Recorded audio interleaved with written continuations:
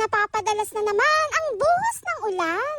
Dahil dito, dumarami na naman ang lamok. At dito nga sa isang pirasong katol, pinutol-putol ko po ito hanggang maubos. Lagay lamang ito sa malinis na paglalagyan. At heto nga ang simpleng epektibo panglaban lalo sa lamok dahil dito sa loob ng bahay gamit na gamit ko na rin. Pagkatapos, naglagay ako dito ng 100 ml po na water. At higit sa lahat, epektibo rin talaga ang dala nito. Pagkalagay nito, haluin, hayaan muna natin ng 5 minutes. Binalikan ko nga ito, kumuha ako ng alcohol. Kahit anong scent ng alcohol ay pwedeng-pwede, 70-40% ay pwedeng-pwede po yan. At naglagay ako dito ng 1 tablespoon po. Pinagsama-sama natin, halu-haluin natin itong mabuti. Higit sa lahat, ang pinakamabisa at magbibigay aroma, kumuha ako ng epicacent oil. Dahil naglalaman na rin to ng halamang peppermint o eucalyptus. At naglagay ako dito ng kaunti, tansya lamang po ang aking paglagay. At idinirekta ko po itong inilagay, halu-haluin po itong mabuti. At sa paghalo-halo nito, siyang magsisilbing base o pinaka-mixture nito.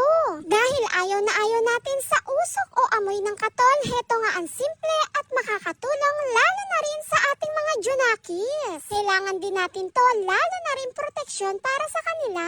Kumuha ako ng paglalagyan, heto nga sa aking gagamitin ay yung may takip na po, binutas-butas ko po yung pinakatakip. Kahit anong paglalagyan po ay pwede nyo po itong pagsalinan. Idirekta lang po ilagay sa dami man ng yung kakailanganin. Dito nga po sa aking, hinati ko po ito sa 3 aking paglalagyan. At dito nga sa aking pinagsama-sama, mas nangingibabaw yung pinaka-aroma ng epicacent oil kasama na rin ng alcohol. Sobrang bango, nakakakalma at nakaka-relax din talaga ang amoy na dala nito.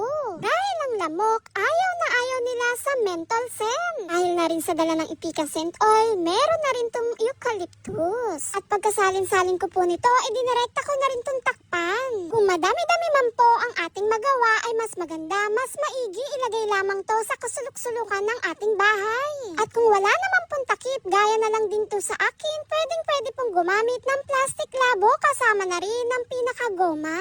Takpan lamang po ito at lagyan po ng butas para mas lumabas ang pinaka-scent na amoy nito. At mas tumatagal din talaga ang gamit nito. Na hindi basta-basta mauubos, masisip-sip man ng ating katol. At ilagay lamang ito kung saan parte sa madidilim na area o kaya sa ilalim ng ating upuan, sa ilalim man yan ng ating lamesa.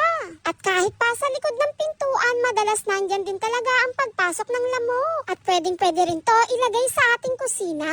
At dito ko nga nilagay sa gilid ng lababo dahil nandito ang bintana, nasa likod namin ang pinakakanal nito.